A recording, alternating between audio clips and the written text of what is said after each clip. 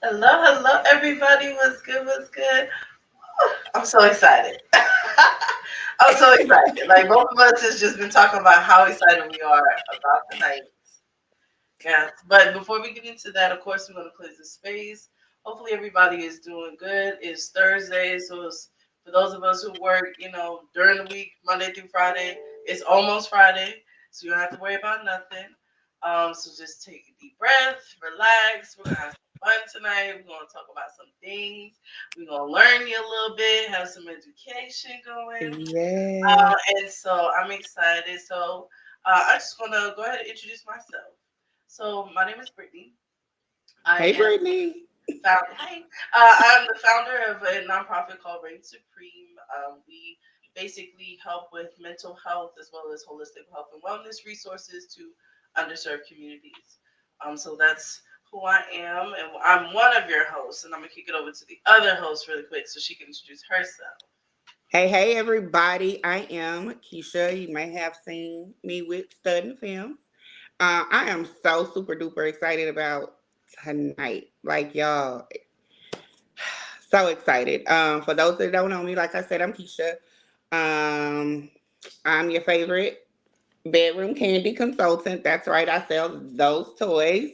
Shameless plug, but not. And I am so excited about tonight. I hope y'all are ready. I hope y'all have your questions ready.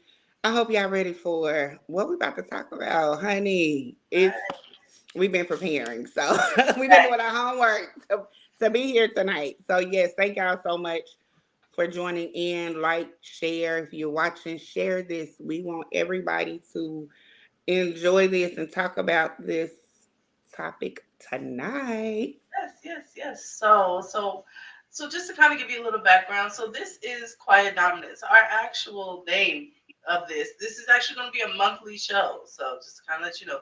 So this is new programming for Studs and Femmes. As previously with Studs and Femmes, Lavender Diaries, which we have another show next week, Tuesday on the 12th, surrounding parenting. So we're going to have the whole crew back, the core cast, they're going to come back. Destiny B, we're gonna have Tish, we're gonna Mel, everybody's coming back, and we're gonna be talking about parenting. So definitely make sure you check that out on Tuesday on the 12th. But this is kind of like a little different vibe, as you can see. It's me and Keisha, and so Quiet Dominance is the name of our show, where we're gonna be talking a lot about like sexual health, wellness. We're gonna give you some information. We're gonna have some laughs. We're gonna have some guests coming through. These topics are gonna range from like all spectrums in regards to sexuality, sexual expression, how to be safe when trying things and doing different things. So this is gonna be a really exciting show. Again, it's gonna be once a month, and this is our first show. So Yeah, yeah. to kind of get into what we're talking to tonight, though, is basically the namesake, quiet dominance. So I just want to kind of define some terms because we're going to be talking about some language. So dominance, by definition, is about power and influence over others. And quiet dominance is basically that strong, silent type that very like quiet and just kind of reserved, but that still has that tensity that you get from a more dominant person. Somebody that's not loud and flashy, but when they enter a room, you definitely know that they're in the room. So we're gonna talk about that as it relates to masculinity, how people present that, soft girl era. So we're gonna get in a couple things. But before we get started, there's a TikTok that actually sparked this whole thing. So we're gonna watch the TikTok that the lovely woman explained to you what tonight is gonna be back, and then we're gonna come back and talk about it. So give us 1 second.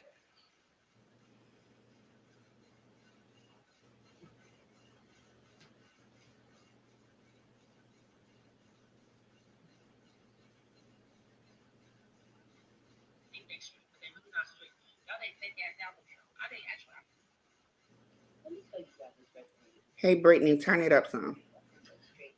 It's as loud as I can get it.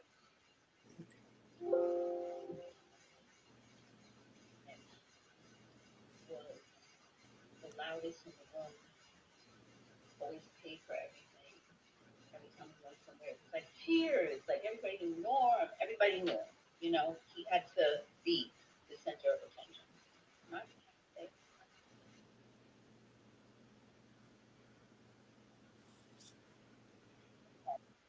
dates.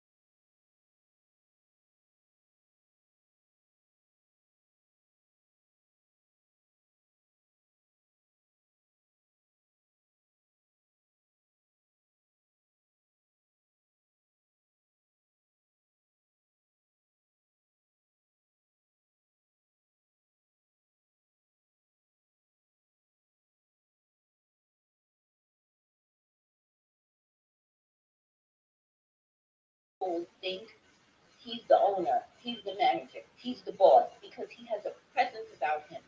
And I was told that the loudest person in the room is the most. So we're having some sound issues. Can everybody hear me? Can you guys comment to see if everybody can hear me? Looks like we're having some sound issues.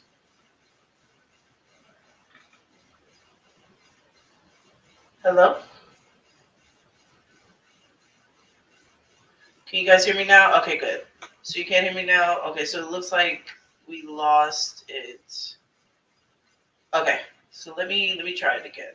center of attention. My fiance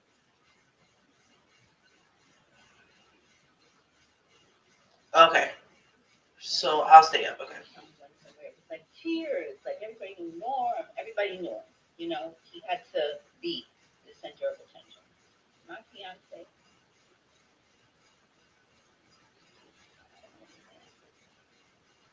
one of our first dates, we went. I had to go to an event. I was just starting out. You know, people was invited to places. I'll never forget. We go to this event. It's at Armani Beauty, and we this was our first like official, our second date. We had gone on a date, and then this was our date.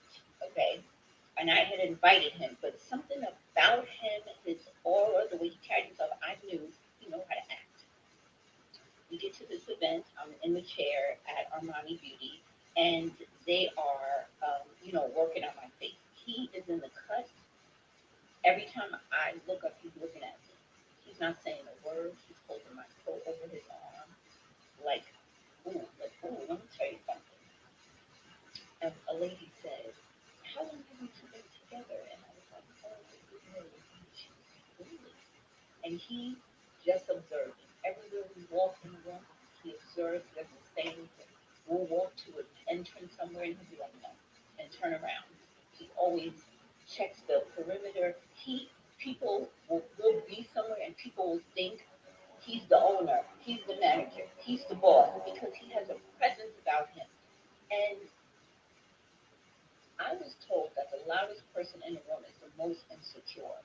And that is a fact. People's truth speaks without saying a word. You understand what I'm saying?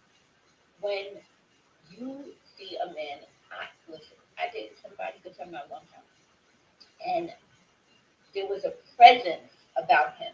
When we went somewhere that people didn't know how to take him because they were like, who is this?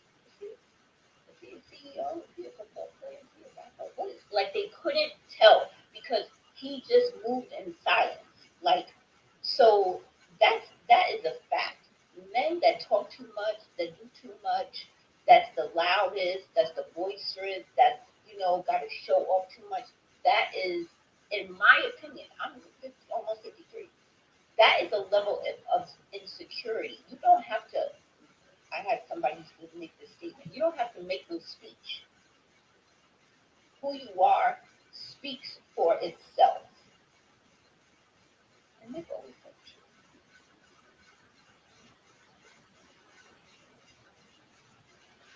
Hello, so we're back. So yeah, sorry about the noise thing. So it looks like when I went away, you guys couldn't really hear everything.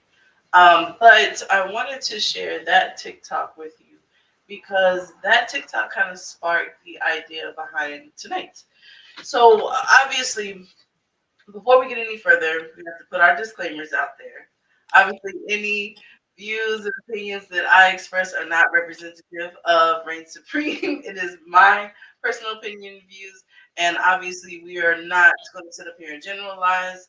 All men or masculine identified individuals, masculine centered individuals have to be this way. Obviously, we're not saying everybody has to be this way. We are just going to discuss a particular type of way that masculinity can present itself and dominance can present itself. Absolutely. Want to go? Did you want to put your disclaimer out there, Keisha? No, I just said absolutely. Absolutely. Right.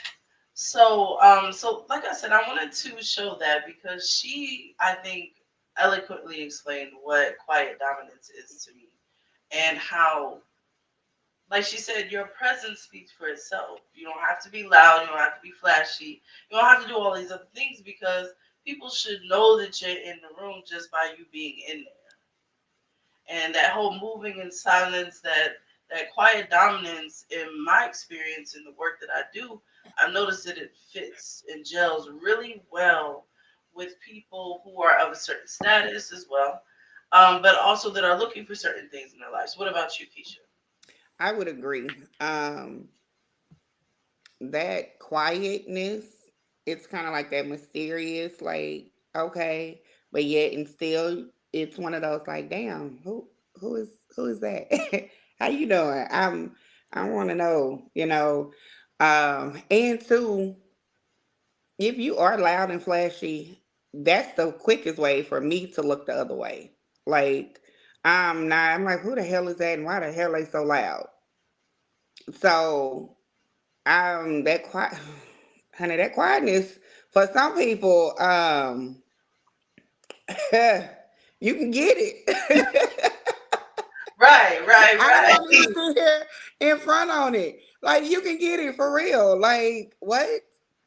Like what Mel was saying when we on study, you can tell me what to do. You can tell me what Right, yes. to So the quote, do, honey. Jill Scott, she said, "Yeah, if you can tell me what to do, then you can tell me what to do. You But can you tell me what to cannot do. tell me what to do if you can't tell me what to do." Exactly. Exactly. And I think that there's like a certain type of woman or femininity that's attracted to that. I think. So have you, in your experience, experienced or dated or been with anybody who kind of exhibit that quiet dominance? How did that happen? Um, yes. And it's one of those, the situation was I was not expecting it. I'm gonna be completely honest. Um, it was, hey, I was like, hey, just it was in a public space and it was like, oh, okay, so this what we're gonna do and you're gonna show up. And I was like, huh? Wait, start over. Wait, what? And it wasn't one of those, oh, you gonna do it. It was like, hey, so you going to this particular spot? I was like, no, I probably not. Chilling, the next day. Oh, okay, well, so we're gonna be here and we're gonna be here at this time. So I'll see you then. Here's the address. And I was like, who the hell are you to tell me what to do? But guess what my ass did? Showed up at the address. I was a little late, but I was there. But it wasn't. It was how it was said. It wasn't forceful. It wasn't loud. It was just a conversation. And within that conversation, I was just like, damn, like for real? Because I had this hard exterior. And if you can, yeah, okay, sure. Because I'm going to say, oh, okay. But if you just, oh, now you going to hang out with us? No, I'm not. You're not even making me want to be in your space or even be. I don't care how dope the spot was. I was like, no. I would have been like, no. So, yes. To me, for me, is something attractive about someone that can insert their dominance, but in a soft, gentle way and not be rah rah and things of that sort. Like that's gonna turn me off, and then I'm gonna have to match your energy and make you feel like shit because I'm gonna tell you you ain't shit, Right. you ain't about shit. So no, you're not gonna be able to do that. Right. Sorry, not sorry. Exactly, and I think this like a certain type of women. I know a lot of people like to use the word like aggressive women. I prefer to use the word assertive, because when you're aggressive, that's more from your head and that's about control. Whereas assertive is more from your heart and it's about dominion. Right, So I feel like and of course we can't speak for all assertive women, but I'm noticing that like most assertive women, because of that quiet dominance, because of that, it's more attractive. Like myself, like, I mean, for all intents and purposes, I'm a boss. I do things. I do things on the regular. I got people that have to answer to me. I got things that I got to do. So there, anybody who pursues me, wants to be with me, is going to be with me, has to be there or higher, because that's just how it's going to go. So I agree. I'm the same way. Like, if you let me chump you, like, like, don't hold on, watch him out. Like, you know what I'm saying? If right, you allow me to do that, I'm going to do that all day, every day, and it's going to be like, but whatever, because I've always just been one of those, like, don't get into a pissing contest with me, because trust me, and when I tell you, my dick is bigger than yours for sure. every time, And every time. Like, so every time. right, but there's like when you encounter somebody that just has this swag, like this quiet swag about them, where it's like, bro, like even if that little brat inside of me wants to come out, she's like, no, like, no, wait a minute, not with this one. Like, you can't do that with this one. I'm gonna try you, but yeah, I Right. can't do that with this one. Right. You put me So, in my place. Oh, you put shit. Okay. right, You think right. I'll sit down? I'm gonna sit my ass down. Right. I'm gonna be talking my shit, but I'm gonna sit down. It's Sit gonna my be one ass of right those, on right here. right? One of them smoking modes, like, when he gone, I'll be talking again. Right. Like, what I'm saying? It's definitely gonna turn into one of those type of Exactly. situations. But Exactly. so that's why I wanted to talk about this, because I think it is so interesting how the dynamic works between the two, because there's these narratives out there that, you know, especially with black women, we're too hard to deal with. You know what I'm saying? We're too rough, we're too hard and exterior, because of the things that we've been through and we continue to go through and have to deal Right. with. So I Right. always think it's interesting when it's almost like two titans clashing, but when it comes to like quiet dominance, I've never seen it be that hard, where Right. the woman that they're pursuing just doesn't almost naturally give in and Right. do that, because we talk, not we, but people talk about how they want that submission, they want that traditional thing, and it's like, yeah, no, like you have to, there's a certain energy about that. Right. You have to be able to handle that. Exactly, like You you have to be able to handle that. to handle that, because I know in my dating history, I've only dated two people that exhibit that quiet dominance. And one of them was the most recent relationship I was in, and it. I'm gonna be honest with you. It was like I hadn't even met them in person. It was their energy through, like, honestly, through the phone, where I was like, just hearing their tone was like, okay, something in me was like, yeah, this can't, we can't, like, this not what you used to. Right. And then when I actually did meet them in person, it was just, again, their presence, their energy, the way they carry yourself. Instantly, it was so easy for me to fall into that. And what we're going to also talk about tonight is that soft girl energy. So before we get into that, let's define that part of it. Okay, so I'm always looking up stuff, trying to understand stuff and doing my research. I was like, okay, what is this soft girl era? And so I started my Google I go to Google for everything. And I was like, oh, okay, okay. So of course I always love Urban Dictionary because it's just gonna kind of give it to you raw and uncut. And it was just talking about female choosing to have kind, loving, gentle, and supportive people in her life. And I was like, oh, okay. So of course I did a little bit more research. And to me, the soft girl era is taking care of you, being vulnerable, being that person to say, okay, I can let my hair down. But it's hard for us that's going into that soft girl era to do that. I'm like, okay, so what does that look like? So I had to start looking at myself and say, am I in that soft girl era? And I'm like, I am. Outside of my four walls, I'm kind of like what Brittany said. I work in a male dominating industry. I got to tell men what to do, and they have an issue with it. And it's mostly not my same skin color. So I'm fighting with the technicians to prove that I'm a woman, and yes, I'm in this industry of collision repair. But I'm also fighting with management that I'm worth management. I'm not worth the little girl or the little woman as they sometimes want to say. No. So when I come home, yes, I have my flowers. I buy myself flowers every Sunday.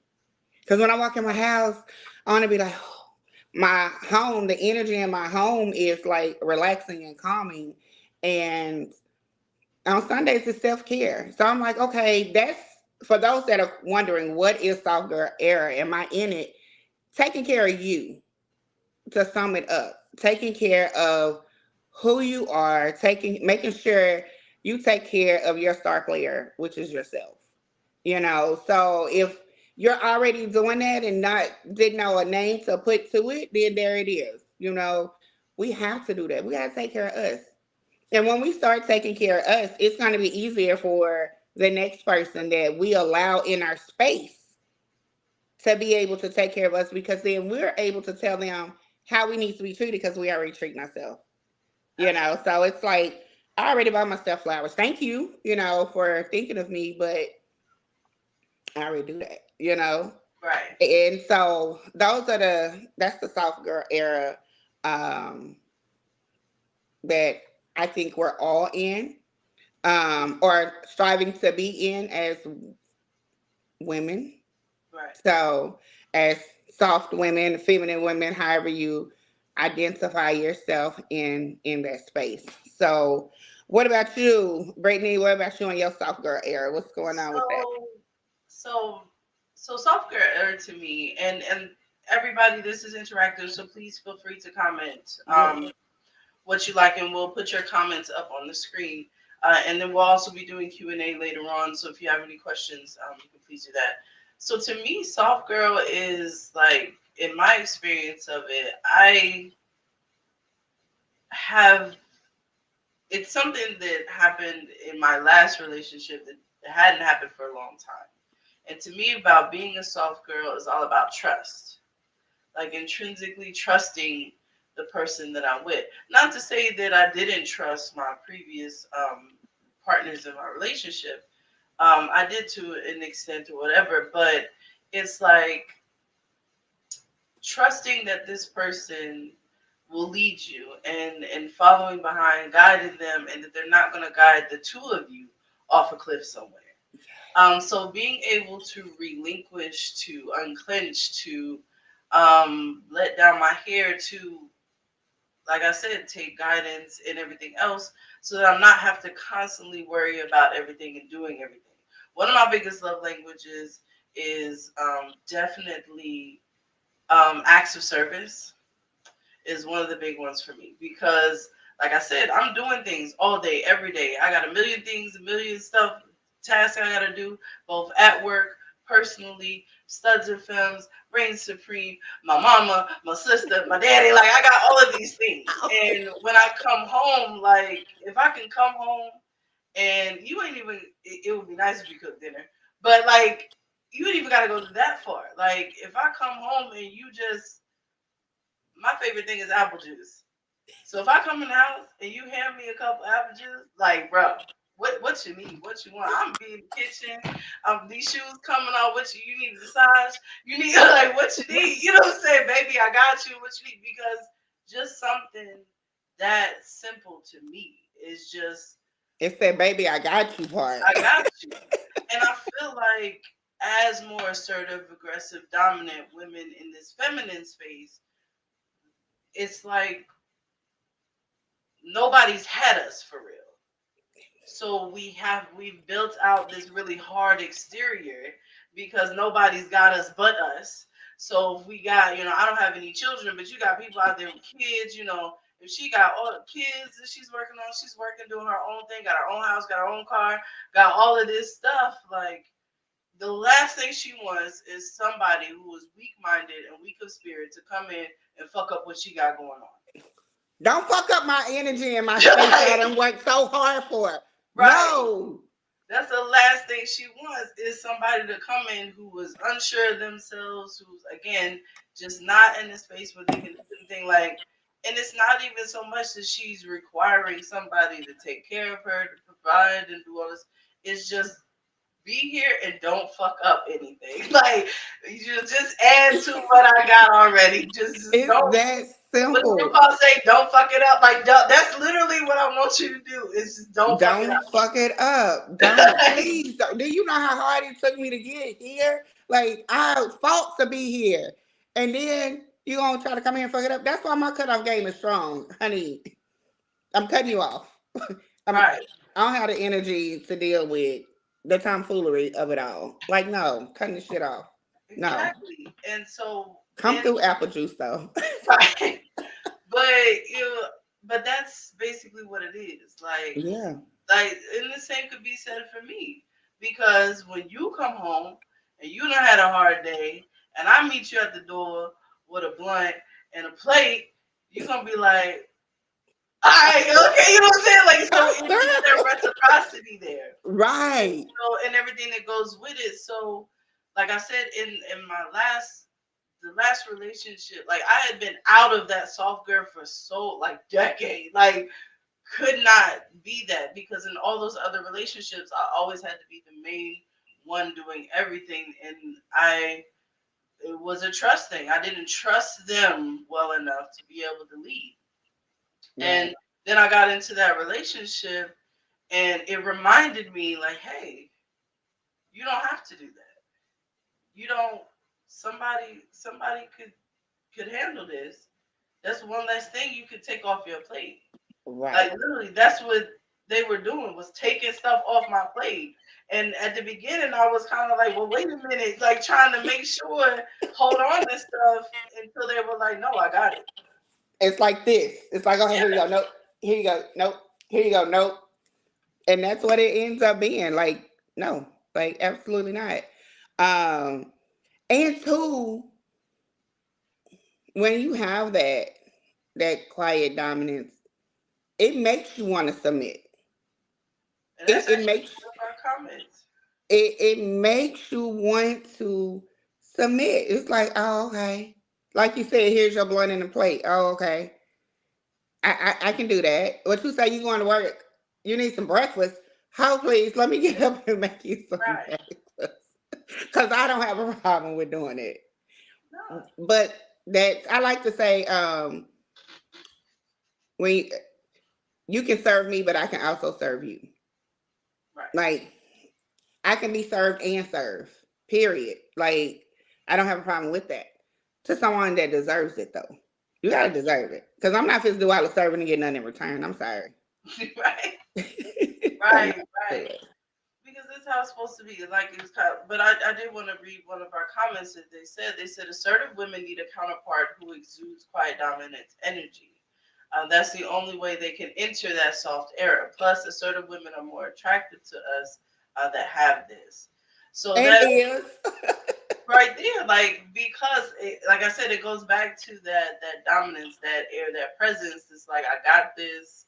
Don't worry about it. You can check me. So it's like, okay, well, you know what? You got it. I'm gonna throw my hands up with it because let me go sit down over here and look real cute and pretty. Right. You say go sit down. Oh, okay. Let me go sit down. You say you thirsty. Let me go get you some. Hold on. Let me. Right. Mhm. Let me get you. Let me hurry up. Right. That's one of those like where you be out with your homegirls and they text you and be like, "Oh, I gotta go, y'all. Be like, Let me. hey, I'll see y'all later, girl. I'll see you later, girl. where I you gotta go? You go." must have got and do got to go, honey. Right. That's one of those, y'all be in a place somewhere together. They could be on the total opposite end of the room, and they look at you and give you that look. You be like, you know what? It's time for us to go. I'm gonna see y'all later. For Bye. real. For real. It's like, that's what we doing. It's time to go. That's Okay. what we doing. Okay.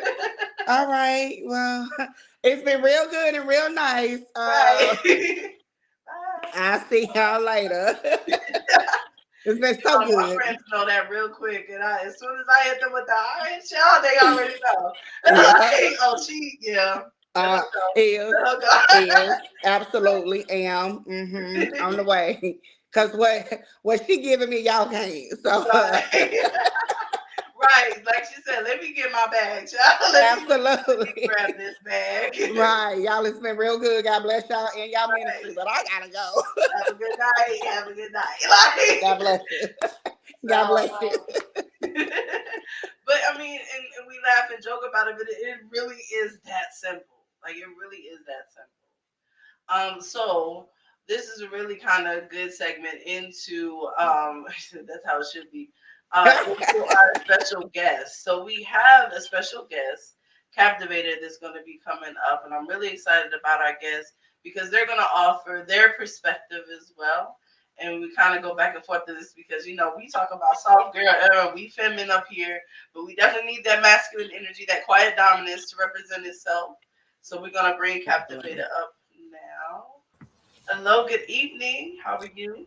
Good evening. I'm good. And yourself? Good, good, Been good. So, laughing in the background, right. We just up here, but I want you to take the time to introduce yourself, whatever you got going on. Like I said, promo plug, and everything before we get started. Definitely. I am Captivator or T to some people. Of course, all handles Facebook T Captivator, Instagram I am Captivator with the TAV and 8.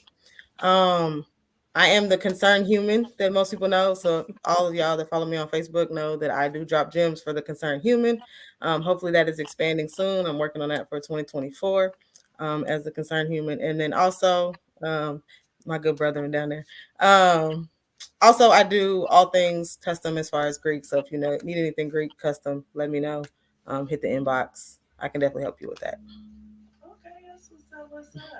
So again, thank you for coming on tonight as we go through this discussion about quiet dominance, soft girl era, everything else like that. So I want you, before we get into your segment, I would like you to kind of define those two terms for yourself. Soft girl era for me, I guess, because I do live in my dominant and feminine energy. It's kind of some of the same. It's a lot of trust, as you said. Um, but I am definitely that quiet person in a room. I enjoy that because you are able to observe and kind of see different people's energy and how they are and operate in the space. So soft girl energy to me is just kind of observing, sitting back, building that trust. And you can build trust without saying words, like being able to cover somebody, being able to protect somebody without saying anything is definitely a hidden talent, I would say. Because everyone assumes that you got to be the loudest, you got to be the biggest in the room to kind of be the toughest, and I don't feel like that's it. In my history, the silent ones are usually the deadly ones, you know what I mean? So you gotta definitely I don't fool definitely with do them that. quiet people. Exactly. Right, Exactly. quiet So people and that, short people is the two that I be kind of like. right, exactly. So that would be kind of how I define the soft girl era for me, living in that masculine and feminine energy together. Okay, Definitely. excellent. So, because you are well, since you're representing the masculine There energy, you go. I'll put that out there. Right. Right. Okay. We wanted I do to, not speak for all, but I will represent. yes, yes, yes. So we kind of wanted to ask you some questions and kind of answer them since we're kind of on this about quiet dominance, soft girl era, and you admitted to yourself that you typically move in that energy. for the Definitely. most part, are most comfortable in that energy. So one of the first questions that I kind of wanted to ask you was, since we're talking about soft girl era, independent women, assertive women, like, how do you, as somebody who's kind of quietly dominant, approach women typically, or do you Um, approach women? right. So it's not on my end, it's not really an approach, it's a look. You can kind of understand how people operate just based upon the nonverbal communications. Sometimes those nonverbal communications are a little bit more powerful than going up to someone and saying hi. As Keisha said, it's kind of that mysterious thing of, wait, who is this? What's going on? Just in giving those looks, you know what I mean? So the approach kind of happens organically. And I find that organic communication is a lot more meaningful because you have those conversations that just kind of happen naturally. They just kind of roll as opposed to forcing a conversation or a pickup line or, kind of the things that put aggressive individuals on defense because they're like, okay, it's another person, what they got to say, what are they about to try, they about to feed me some bullshit, Right. so I'm already on defense, off top, as opposed to just having that organic interaction to where now defenses are down and you're not feeling like someone is bombarding you. It's more of a genuine conversation and you can kind of get to know somebody a little better. So my approach is more nonverbal than it is verbal. Got it. Okay, that makes sense.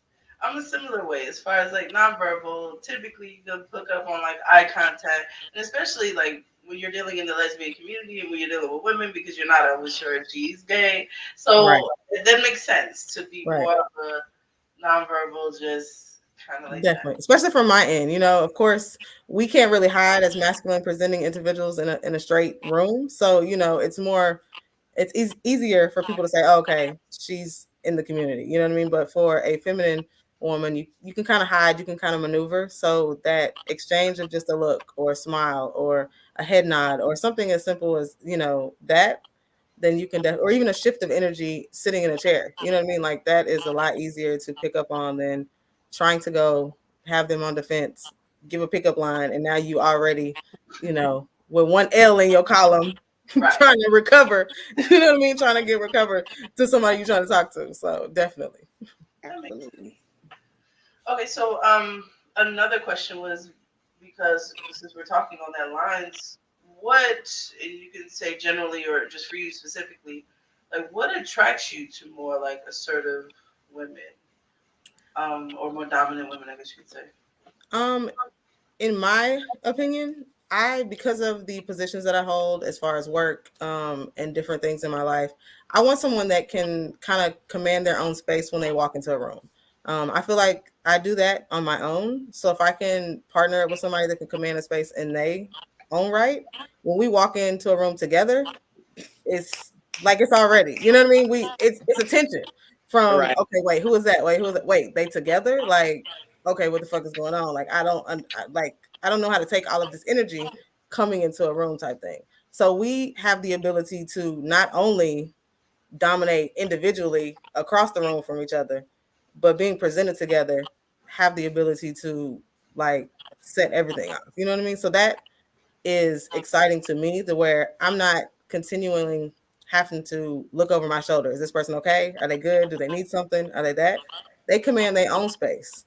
But I understand that I've earned that respect of, okay, I can give that look, or we can have that conversation on the sidebar and, assert that quiet dominance or assert like who I am as an individual. So I'm good. If you can handle your own, that means I don't have to necessarily look over my shoulder to take care of you in a room that we're Right. both in.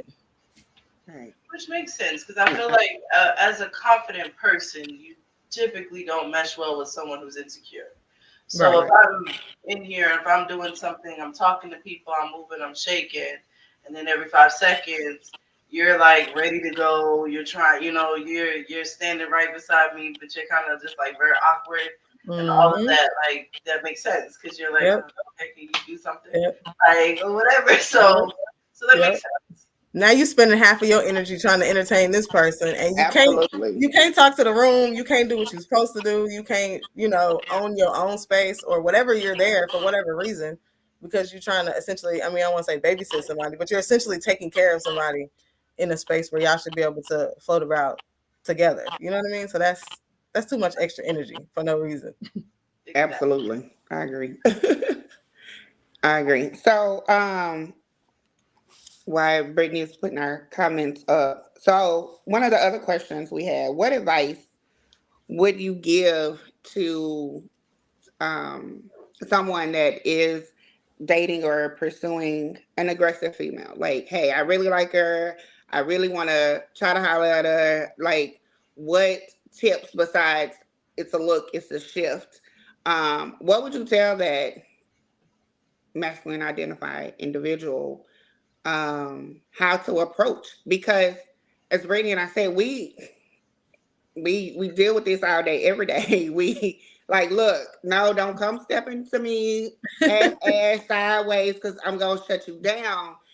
But let's just say that person knows that that female is like that. You know, what would you tell them to kind of break the ice? I mean, they may not know how to look or have an organic conversation or just connect from a vibe. So, what would you tell them? How would you tell them to approach that particular individual? First of all, if you're not 100% sure in yourself, you're not ready to approach one. Like if you haven't done the self work, if you haven't done the work to where you know yourself, then off top, like that's probably not somebody you should approach at this time in your life, like at this season. Like let's step back, let's do the work for ourselves so that you know who you are before you even try to jump off that bridge first. You know what I mean? But if you feel like that you know who you are, you know who you represent, you know what you do, um, that's part of that organic. Like people or women, I guess I should say, that are always on top in their lives, assertive managers roles, leader roles. Like tell a joke, like offer them something that is taking something off of their plate. It can be as simple as they reaching over for a napkin at the bar. Like, no, don't worry about it. I got it. Like, here you go. You know what I mean? It's the simplest thing, but they like, wait a minute, I ain't have to get that napkin, and now I'm good, and I can walk off over here and continue my day. Like one less thing that they've had to worry about in their life. You know what I mean? It's as simple as that. They drop something on the floor. Oh, don't worry about it. I got you. Like that starts the conversation of now they're thinking, okay, wait a minute. They took the time to do something as little as this. What else are they willing to take the time to? Let me say hi. You know what I mean? So it's definitely a conversation. Take something off of their plate because at the end of the day, they could be present at that party, but they got 12 other things that they're thinking about when they get home and the next morning when they wake up that they got to take care of. So what can you do to offer assistance for that in that space? And that's how y'all get y'all some right there. Right. Well, like I was sitting there thinking, I'm like, yeah, pretty much, because like, yo, if you can make me laugh, or like I said, if you can do something, but like, no, I got it, I'm be like, you do? Well, I'd be like, okay, is that right? well, Look at you. Right. I'm saying though, like help them out. Like it ain't that serious. You see it as small, but they see it as the biggest thing. Like It really is. it really is. yes. It really is, honey. You done gave me that napkin. I done dropped something. I got these heels on. Now I got to figure out how I'm gonna bend down, get this, and not fall over. And I've been drinking. I'm tipsy, and you just picked it up for me. Oh, honey, you. Right. That's it. You got it. Like it's very, very much that simple. It's like, okay, well, you know what? You got it. Y'all hear that? That's it. Y'all trying to get. That's it. That's the answer right there. Right there. That's it. Right there. We had a comment. It says also because they are bosses, they usually intimidate regular folks. So the first step in confidence, because they usually are pretty soft in life, and that's exactly. And one thing I'm glad that Mel touched on that because yeah, when you are that very much like assertive woman, a lot of people don't come up and talk to you. Like I've always like for real. In a majority of my relationships, I was always the one that said something first. And that last relationship with that quiet dominance and that sir, like she approached me. And I was like, oh, wait a minute. Ooh. So that's different. Like, okay, so you giving me something different. Right. And depending on what Mhm. it is, like I'm gonna be all discombobulated before I know it. I'm at your house, Right. like what the hell? Right. Like, so, like, wait a minute, Right. why is my shirt coming off? Like, what Right. the fuck? And Like, that's what it is. That's what it is. Like most assertive women are used to leading meetings, leading things, leading teams, leading this. Like the fact that you can walk up and say, "Hey, how you doing?" Like, wait a minute, I didn't have to initiate this. Like, I think I'm doing okay. I mean, I haven't really processed that thought because nobody has ever asked me how I'm doing. Like, I don't know how I'm supposed to answer this at this time. Like, I get it. I completely get it. Yeah. Oof. Yeah, So that part. questions I wanted to ask because we had added on there is since we just off the discussed the soft girl, was do you feel that the soft girl is complementary to that quiet dominance in a way that is almost like that's a signature dynamic, I guess you could say. I think yes and no. I mean, yes, because I feel like in my history, the most assertive or dominant, female presenting people that I've dealt with are actually the most submissive people as soon as the door closes. You know what I mean? Like they want someone that can take that off of their plate. So I feel like it complements it because that quiet dominance when you're out in the public, like you're not worried about being the showboat. You're not worried about being, the biggest person in there. So that aggressive female is able to assert who they are in public. Like you're not intimidated by it, them just being themselves. But as soon as it's just y'all or y'all get behind closed doors, like they want to take that mask off. They want to drop that at the door and just be authentically who they are in that soft girl era. So I feel like it's very complimentary because it allows you to kind of sit back in public and just be you. You don't have to be that person. But as soon as you are in your element behind closed doors, like you're able to be that person, like be assertive, take care of them, be that safety, be that security, and be everything that they need without them having to worry about the extra. So I definitely think it's very complimentary. Absolutely. I agree. I think it is to the point, like you were saying, kind of that trust, like we were talking about before. Trust that I can be that version of myself with you. Yeah, And that's not big. feel like you're That's big. that against me or you're going to be harmful with that. So being able to do that. So excellent point, excellent point. And to add to that, most, in my opinion, I'm gonna just speak for me.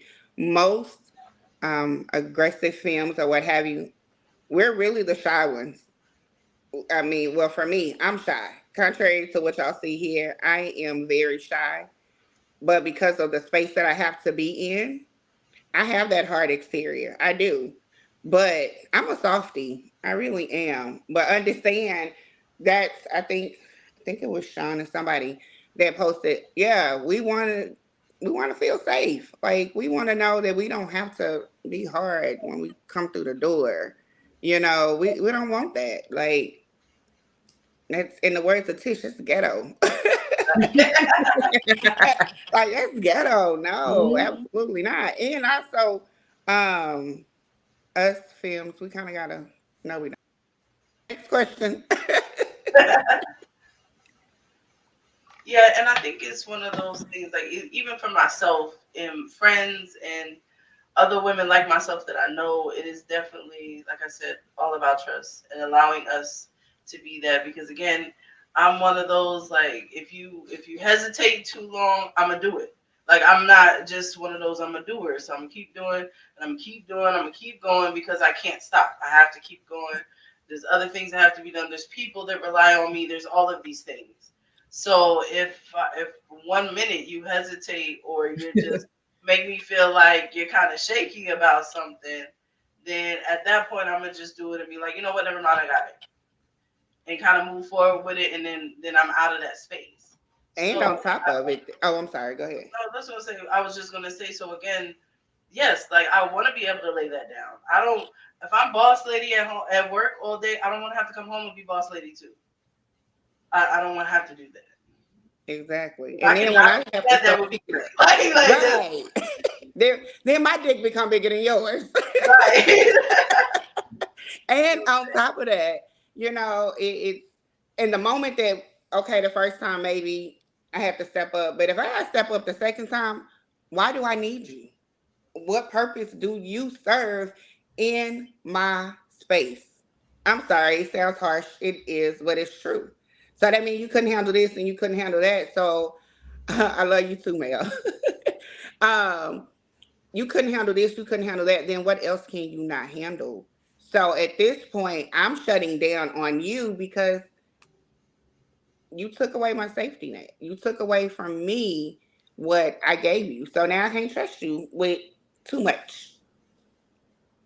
So don't drop the ball. I'm just saying. Right. So uh, there was one other question because we were talking about, since we're talking about assertive women and going through that, like I wanted to ask, like, have you ever encountered, or do you feel like a woman can be too rough, like too hard, too just difficult, I guess you could say? What is that? No, I feel like this. No, in my opinion, of course, I can only speak for me. My opinion, I don't feel like that there is such thing. Like all those people that's like, oh, okay, she's too much, she's too difficult, she whatever. Like that, in my opinion, is not the case. The hardest presenting ones is going to be the softest ones behind closed doors. Like at the end of the day, they are putting up that front because somebody has, somebody has fucked them over to where they then put up an extra wall. They got a wall behind a wall. So at the end of the day, if you can't either take the time to try to break that down or understand why, or you can't take the time to make them feel safe, safe in that space, then it's not them that's too much. It's just you that aren't prepared for it. Like that's back to that, damn. part. I mean, at the end of the day, that's back to that self-work. Like if you ain't did the self-work and you're not ready, then like you're not ready. Like You're not ready. I don't know how else to put it. Like, I don't know how else to put it, but it's like at the end of the day, you gotta self-reflect and realize, like, is it them that's too much or you just not ready? Like, point blank, period. There's no really like good way to put it. Cause that's what I feel. That's the Facebook post. Is it them that's too much or are you not ready? From a concerned human, I just want to let y'all know, to whom it may concern, it ain't them, it may be you. Like, let's look at it. Like, I'll save that for the concerned human later. That's for tomorrow's edition. You know what I mean? Because it's not true. Like, I don't understand. That's like saying a kid is too bad. Like, is a kid too bad, or you don't want to take the time to understand why they're acting out? Like, it don't make no sense for you to make a statement if you're not willing to do the work. Like, that just means it's not for you. Say that. Say it's not for you. Don't say that they too much. Right. So yeah, I mean, I got you fired. Concerned human tomorrow coming to you fired. I got you. There we go. Concerned human. Yeah, because I mean, shit. And then also too, don't forget, we're about to go into our Q&A here in a minute. So if you guys have any questions or comments that you want to post or whatever to the three of us, please make sure you do that in the comments below. But yeah, I think I completely agree with you. Like someone else said, like you ain't big enough for the ride, my nigga. Like one of those, like it's yeah, your britches ain't big enough. I always say, because I'm a tall girl, you're not tall enough to ride. Just ride. Like you gotta definitely stand 10 toes. What do we say? Stand on business. You got 10 toes down. Right, for real. To be over here. For real. So that was a good one. Right. That was a good one. That was a good one. So for our last question that we have, and it kind of goes back to the dating thing, because we're talking about all of these things that are good with the soft girl and the quiet diamond. So what are some of your non-negotiables when dealing with someone? Because I know we just talked about, if you're not willing to put in the effort for a difficult woman, but what are some non-negotiables that are not necessarily attractive to someone who kind of exudes this energy? To me, it goes back to that being able to stand alone in the room. Like that confidence is attractive. Like confidence is attractive. People think confidence is arrogance. To me, confidence is attractive because confidence is going to bring about a ability for you not to be only confident in yourself, but you confident that no matter where I am in the room, like in the room, I got you and I'm yours. You know what I mean? Like no matter who walks up to me, no matter who interacts with me, no matter what space we're in, like you understand, oh, I'm not worried because I know I can get that look at any moment and we about to leave. Like she can be in the middle of having a conversation with somebody. I can be in the middle of having a conversation with somebody. But as soon as we connect eyes, like we leaving. So definitely a non-negotiable for me is just that ability, like I've said a couple times, to walk in a room and kind of own your own. Um, and then I'm big on just having conversations. Like we're adults. Like let's have meaningful, intentional conversations. If you can't do that in any space, then I don't know that we can necessarily connect because what are we talking about? Like it's very surface level. Um, it's we're at an age where we can't be worried about the petty little shit. Like let's move forward. How are we growing? What are we doing? Like let's get past the other stuff. So those two things for me are very non-negotiable in that sense. Okay. We had a comment from Mel. She said, you are too little because usually, as T said, somebody did something and they have had no choice but to do everything for themselves. Don't disturb them if you can't add, but if you take the time and love them and support them and provide a safe space, they will wow you even more. I definitely agree with that because, like we were saying earlier, like it literally is just something so simple Yep. as to do to one item, one thing that I no longer have to worry about, and you will get absolutely everything from me. Any and everything you need, you got it. Like, and it's because you, again, that trust. Yep. You built that trust with us. Yep. It's little stuff. Like people don't realize how little it is. Like I think I was walking next to somebody and they were on the wrong side of the street. And the fact to me, like, move you, no, why are you close to the car? And they looked at me like I'm confused. Like what's going on? I Like, remember when that first happened to me. that's little stuff. Like Like, it it was a excuse few me, I years need you over ago. here because this is not correct. To them, it's like, okay, I'm confused. Like, what did I miss? I thought I was just walking down the street correctly. No, you weren't walking down the street correctly. You need to get on this side so that we can be okay at the end of the day. So it's little stuff. Like it don't have to be huge stuff. Like I said, like she said, I'm in heels and I don't want to pick this up in the club. Nobody's thinking about that. They like, okay, let me move out the way so they can bend down and pick this out the way. Like that's not what's up. And it's really, and I think it's also too, because like my best friend, she was masculine of center, and she was very much of like that gentleman thing, like the holding the door, she wouldn't let me pump the gas, like very much the chairs and the walking and everything. Like she was very much of that. And I think when we were talking about previously about traditional roles and things like that, I think that's what that is to me, is that gentlemanliness. But because we all know, like the dating pool got pissed shit, everything else. Diarrhea. I have gone so long with people who are not intentional, and it's still on COVID. It's okay. Right. To me, I'm a very intentional person. So to be intentional with me and to match my energy like that, obviously that's going to pique my interest. That's going to show me.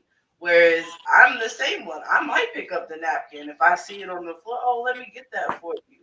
But for you to stop me and be like, no, I got it. Where, like I said, I remember the first time somebody wouldn't let me open the door. Like she like lightweight got mad and almost cussed me out for even attempting to reach for the door. Right. So even as in films, we have to learn how to again unclench. That's a whole nother story. We have to learn how to do this when somebody. Please. That's a whole nother teaching. Please and thank you. Please and thank you. That is a whole nother. Learn how to like soften up because you have to allow people maneuver in the energy that they're in. So if I'm with someone, this could be my friend, it could be whoever, and they're operating in their masculine, I'm gonna let them do that. Because I'm not going to stop them from being who they are just because, yes, I know I can open the fucking door. I've been opening the door for 37 years, but this person doesn't want me to open the door. So guess what's happening? Brittany's not opening the door. That part. Thank you. And to add to that, because I talk about, we need a class. Ladies, allow them to open the door. You don't have to be like, yeah, open my door.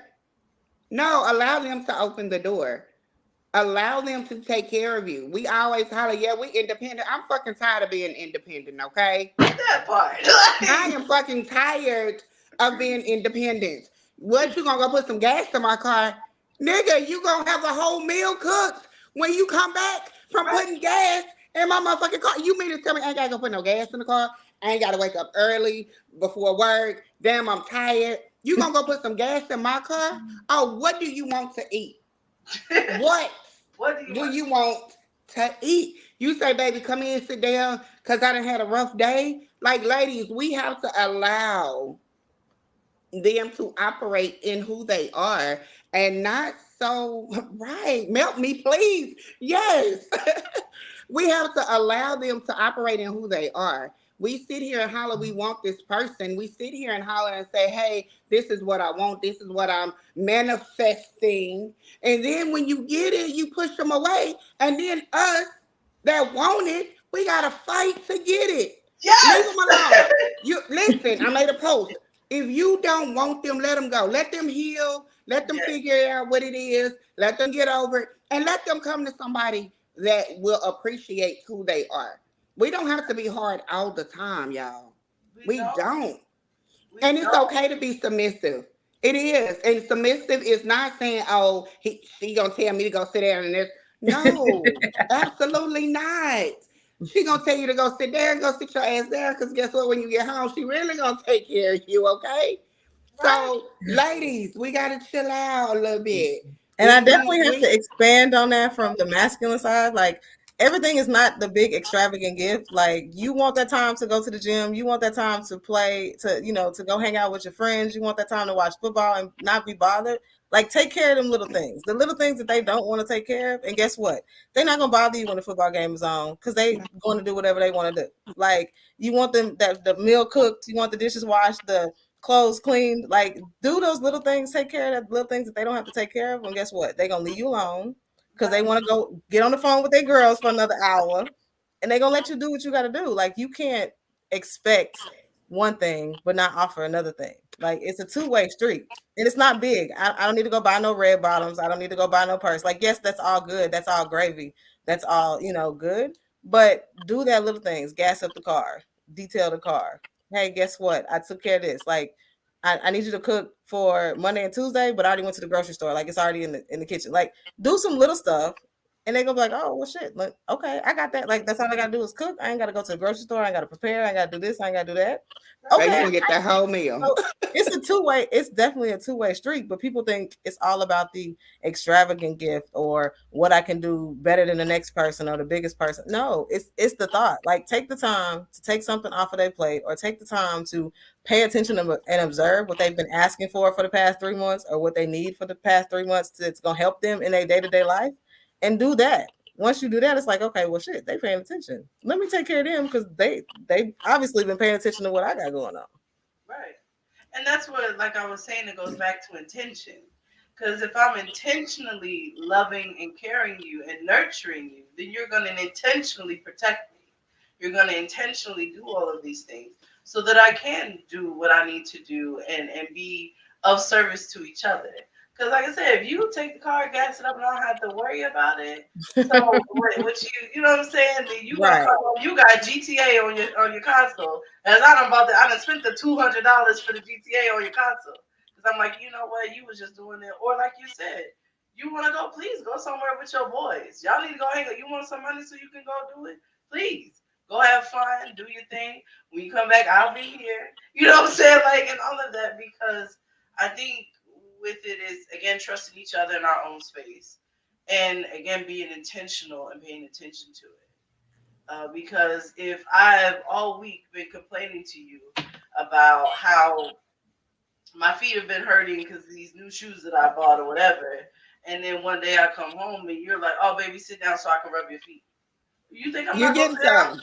You You think I'm getting not gonna sit some. down and be like, "Okay, yeah, thank you." I didn't even have to ask you for it. Right. You just did it because you wanted to. So that makes it even more of that. But I agree. Like we're definitely gonna do a segment on femmes and ladies and how learning for us to let go and Please release and thank some you. of this, because Please and thank you. I promise you, it is so nice when you encounter an individual that really just is there for you and is there to help you, Right. to be with you, to love you through all of your things, and has really got your back.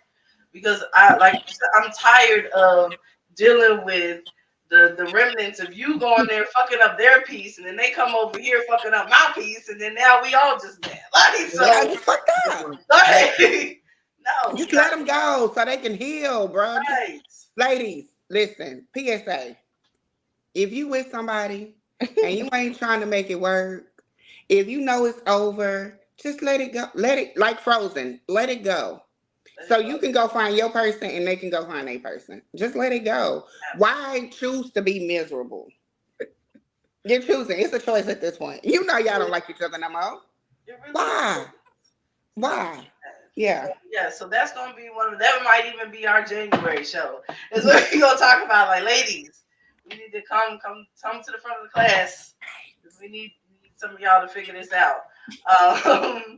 But yeah, so do we have any questions and comments in there as we're going through? I see the comments, y'all. Y'all are commenting. Yes. Yes, they is going up in the comments, going But you know, up. I did want to highlight one because I saw it. She said, if I have to ask too many times, it makes me seem like I'm begging. When I tell you that is a sermon right there. Yeah. I'm gonna ask you. I'm gonna give you two because maybe you didn't hear me first time. So I'm gonna ask you. I'm gonna give you two. After that second one, again, I'm a doer. So I'm gonna just do it. I'm gonna just do it. I'm gonna handle it, and I'm gonna go about my business. And I'm not going to trust you to be able to handle that particular thing ever again. Right. And what happens when you don't listen and you're not intentional is that list of stuff that I don't trust you with is going to get bigger and bigger and bigger. And then it'll get to the point where I don't even trust you with anything, so I'm about to go. Right. Because right. What are we doing here? What are we doing here? We don't even like each other no more now. We're just wasting time, energy, and space. And I agree, it doesn't have to be the big, extravagant gifts. It could be something so simple as just doing that. I'm picking my mama up from the airport when she comes to visit. Something like that. But like, oh, could you do that? Thank you so much. Can you send this? Can you take this to the post office? I don't like touching the trash. Can I take the trash out? Absolutely. Baby, take the trash out, please. So if you in my house and you see the trash is a little close to full, if you just, without me saying anything to you, grab the trash bag and take it outside. Oh my God. Baby. That's $1 million right there. Excuse me, what? Oh, you must want some head something like you. Right. Come on, man. Come on, man. Because it's like, dang. I wanted to highlight a comment. Let me go back to it. Where is it?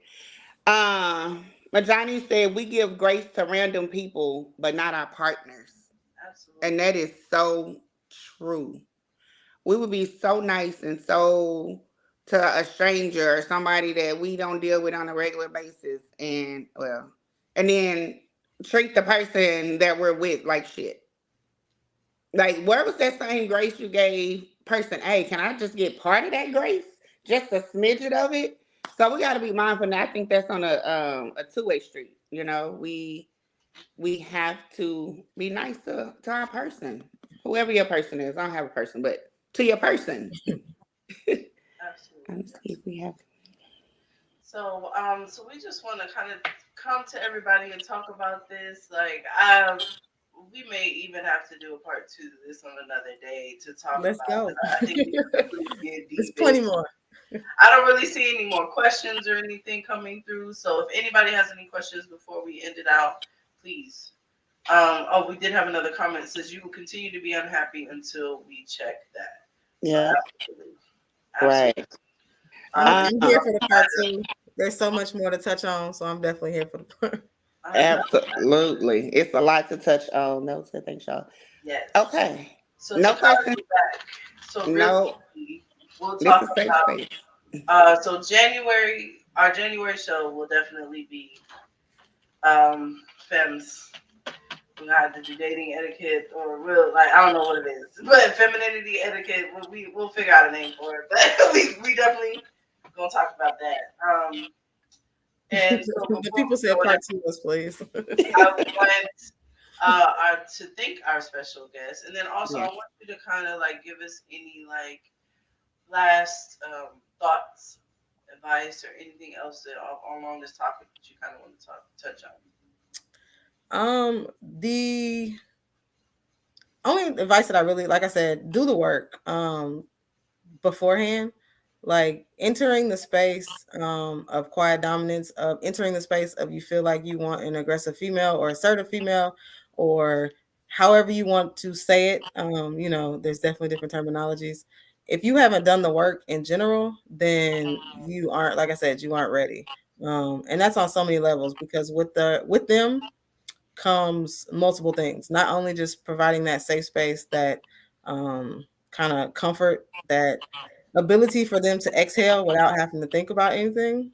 That puts a lot on you as a person. So if you can't handle that, and you can't um, occupy that space for yourself and not let that take you down, then you aren't ready for that space as a couple. You know what I mean? So I would definitely say self-work is the main thing.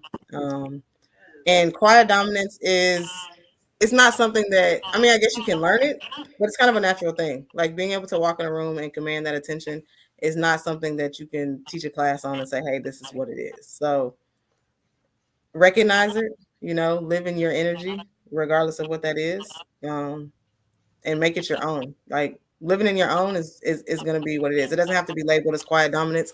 It can just be labeled as you. You walking in that space and commanding energy can just work for you. You know what I mean? So that's what I got. Absolutely. Thank you so much for that. Keisha, did you have any thoughts you want to add to this? I just want to say thank y'all for joining in. Like, thank y'all for just when Brittany posted it and taking it to a whole nother level, and everybody wanting to be here. Quiet dominance is, I know I always say, oh, you can get it, but you can. But, but let me not bring that, because we'll bring that part next time. Yeah. We'll bring the bedroom part next time. But, um, it is a thing, and if you didn't know what it was, now you can put a name to it, and just be like she said, be you, and women, she's speaking from that perspective. I'm going to speak from this perspective. Ladies, allow them to be who they are. Please and thank you. Sorry. Allow them to be who they are, because we deserve, and I'm going to be honest, we deserve, if we're going to say we're in our soft girl era, then we deserve for someone to kind of take, as T said, those things off our plate. So don't say, oh, I'm in my soft girl era and I want this, like I said earlier, and then you get it and then you shit on it. Like, why put it in the universe and you get it and you're going to shit on it? You put it out there, here it is, you got it, and then you toss it to the wayside. Like, what? No, don't do that. And those are you out there, hopefully, that are, quiet and insert dominance. Hopefully this helps you understand what it is, and how to continue to maneuver through it. But yeah, that's all I got in that piece. Thank you, Brittany, for coming up with this whole segment. Like I said, put me in, coach. But you know what? And I was just thinking about it. A lot of people was like, part two me, please, part two me, please, part two. I mean, we were supposed to end at 9. We can go a little longer. Let's go. The people say let's go. They patiently not patiently. Here, like we can go a little. We can get into that bedroom talk since we got Miss Bedroom Candy in the place. Let's go. So I was trying to be good. I'm like, we ain't do no segue into it, but we can segue right now into it, because it looks like we got enough people that's really down for the ride. So baby, listen. They said they want more. That's what they said. They want more. I think it is. I think everybody's bedroom boom. So look, like when they say 1 or 2. Let me get my we gonna go with it. So let's go with it. So okay, so we're gonna go back to those of you that may or may not follow us at Studying Film. On the panel, I am a huge fan of BDSM. It is not a secret. It is not. I tell everybody, they be like, I don't want that. Man, y'all do this shit every day, all day, and y'all don't even realize it. But bringing it to the other side, it's an amazing thing if you try it. But it goes back to that safety. You gotta feel safe with that person. You have to know that that person has your best interest at heart. You have to, where the fan at? You have to understand I that ain't bring my fan. Sorry, y'all. you have to understand that if you do take it in that space, that you have to truly trust that person, and that person has to know what they're doing. They really do. And it's not all about the whips and the chains and the ball gags and all. I mean, if you're into that, that's like far left side of it. If you're into it, I think it's great, wonderful, and amazing. I do. But being submissive in the bedroom, having the person that you're with to be the dominant or vice versa. You know what I'm saying? It's a whole nother level of an orgasm. It's a whole nother level of intimacy. It's a whole nother level of understanding the person that you are with. So, yes. So therefore, it heightens and it brings you together. Yes, they can take care of everything, but also they can take care of you in the bedroom, and they can take care of you in the bedroom without doing a whole lot of things. And you just a simple choke, honey. Anybody that been fighting, y'all know, choke me, please, choke me. I promise you. And for those of you that say, um, you ain't gonna choke me, baby, if you get the right person and the right person choke you right, the first time you get choked, you're gonna be like, what the fuck? Wait a minute. Did I like, oh my God, what just happened? Shit, I think I want it again. Do I want it again? I may want that shit again. And all of that is happening within 3 to 5 seconds because you can't believe it. This motherfucker done choked you, but then you like, wait a minute, that felt good, and bam, there you go, y'all choked, you getting choked. I'm sorry, but it's not. Again, it's not even all about that. It's just being able to say, I trust you, and I can relax with you, and you're going to please me, and I'm going to please you because you're getting what you need and being the dominant in that space. But I'm gonna let our special guest and our But other host.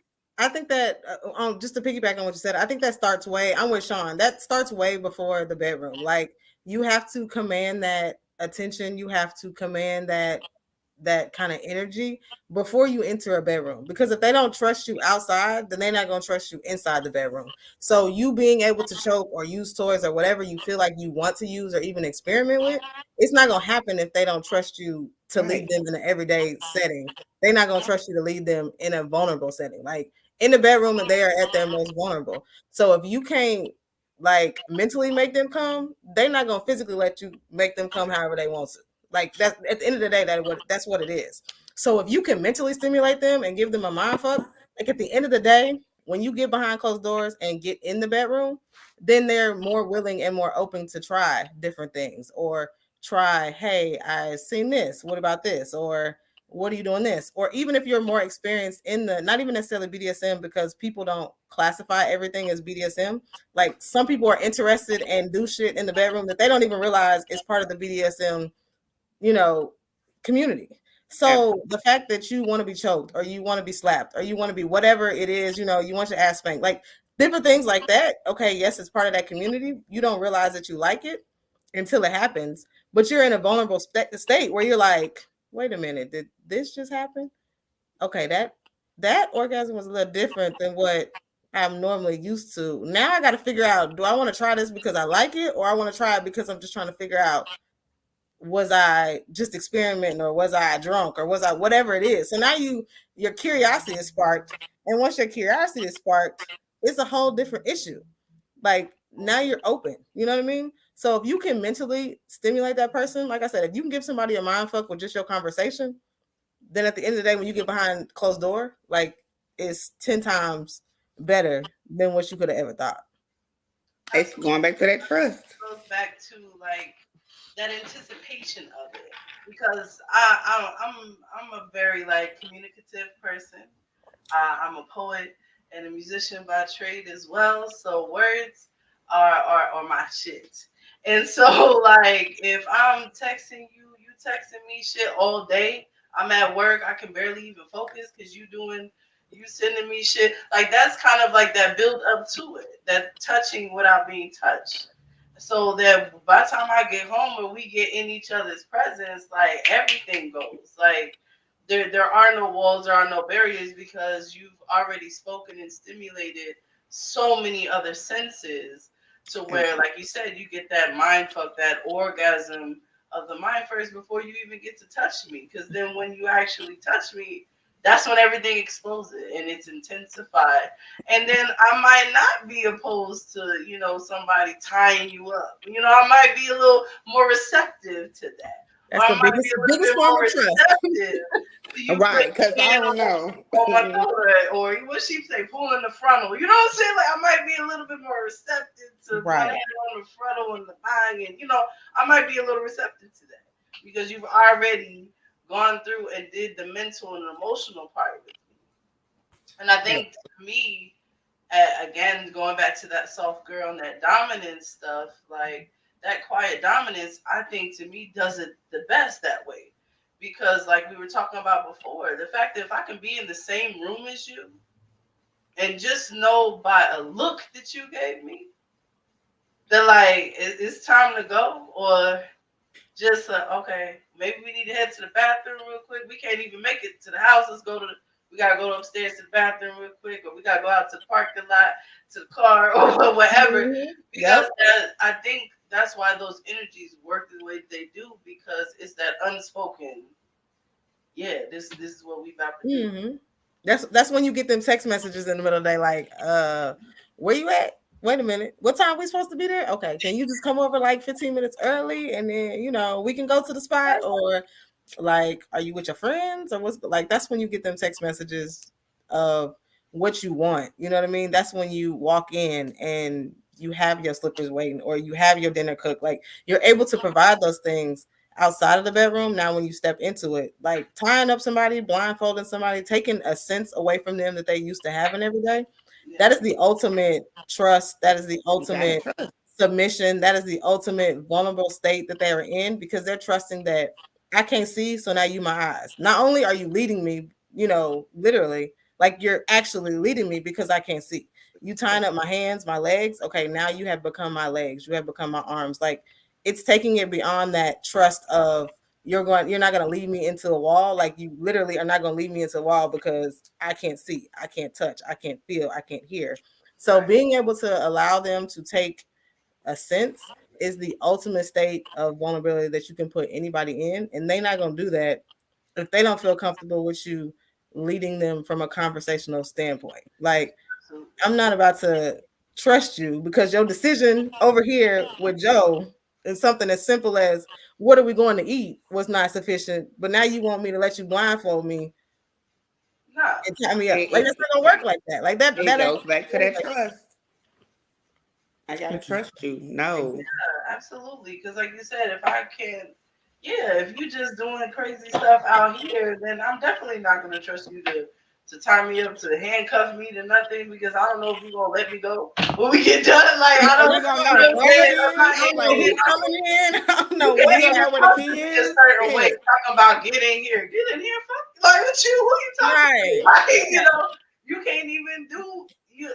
And I'm one of those, because again, I'm very cerebral with mine as well. Like it's about energy, and if I'm not there in that space with you, if you haven't built me into that space with you, you can't talk to me that way.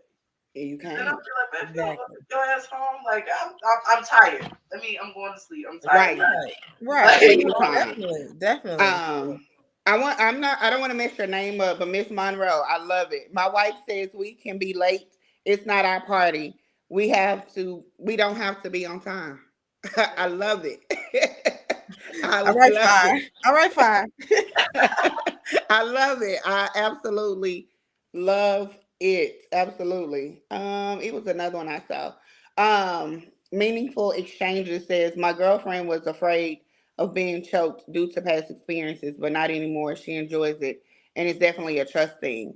I would just say this: those of you that's practicing choking and stuff, get consent first, please. That's the first thing. You have to get consent. You got to talk about it. Hey, baby, if I get in that moment to trust, you trust in that space, make sure you get that consent. And please get a safe word. Yes. Please. Please. And shit and damn and fuck is not the safe word.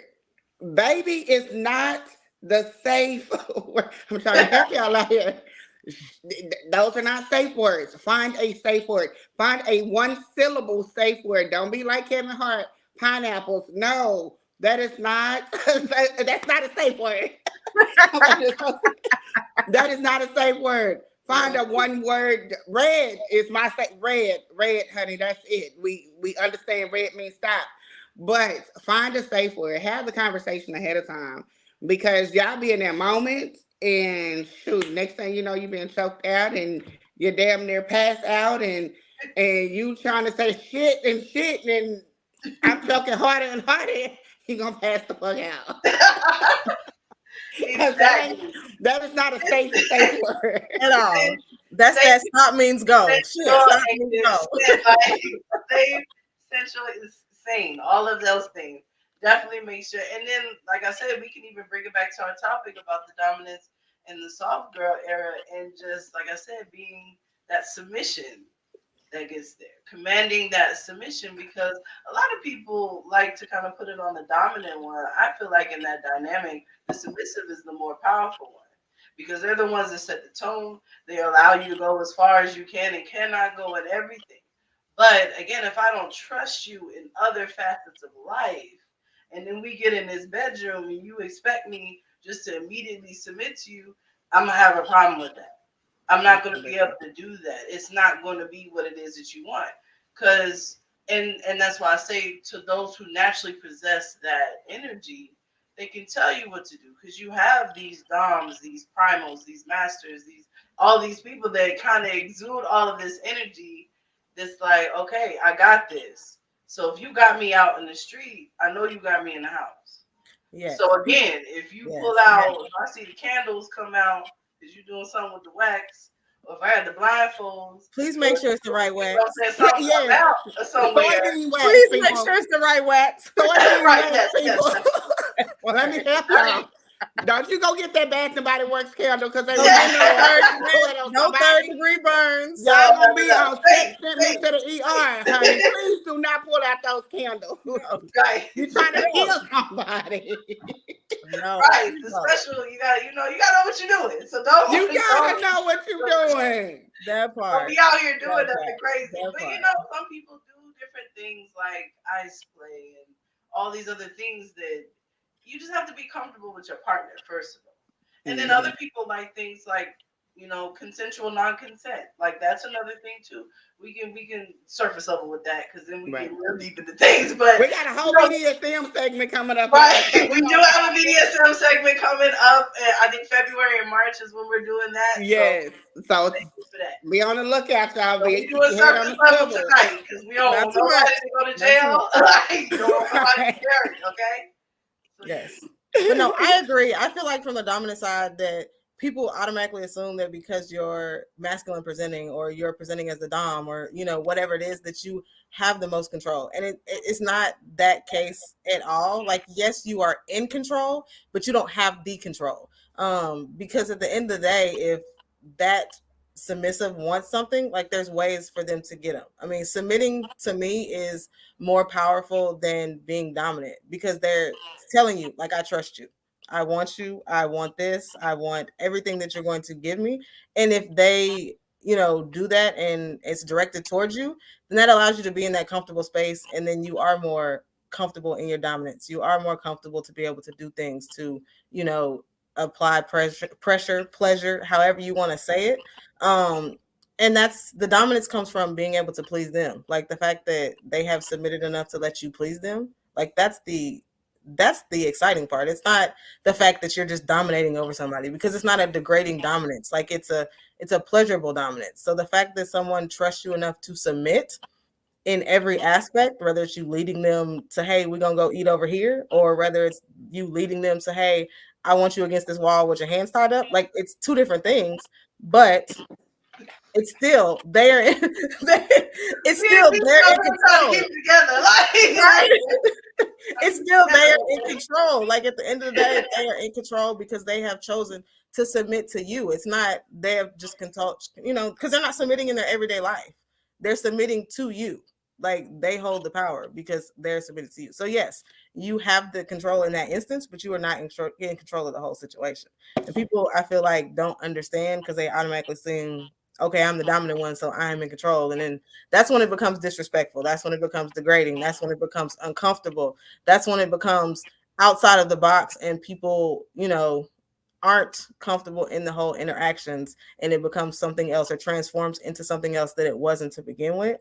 And now people are hurt or afraid to go into that space, or people have to come in and understand why they are hurt or don't want to do this or don't want to do that. And it's a whole nother process. Like you said, if you don't want to do that, let the people go. Let them go be with somebody that understands that space, that portion, that part of the relationship, behind closed doors, and let them enjoy and partake in that, as opposed to struggling and now everybody uncomfortable, and now y'all trying to figure out why the rest of your relationship then went down because this one thing in your relationship then been fucked up, and now you in a whole different headspace. Like that's too much. That just people have triggers and traumas, and if you're not talking to your partner and not communicating with them and understanding these things, then things can happen. Like someone mentioned like handcuffing you to the back seat, and all this other stuff. Baby. I have never been to prison. I've never been to jail, but I've been in a holding cell. So handcuffs are one thing that I will never want on my wrist. Like,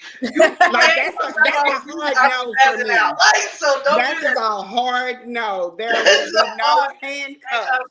No. Shackles, all of that. No. Y'all better take a knot class and learn how to do different knots. Y'all better get together. Yeah, no. And that's another thing, to understand what that non-negotiable is, and not as a submissive to say, okay, because my dom wants it or the person that I'm with, my partner wants this, I'm going to do it, and you don't enjoy it. If it's a hard no, it's a hard no. So please keep that in mind. If it's a no, we're not playing with the handcuffs. That's not my thing.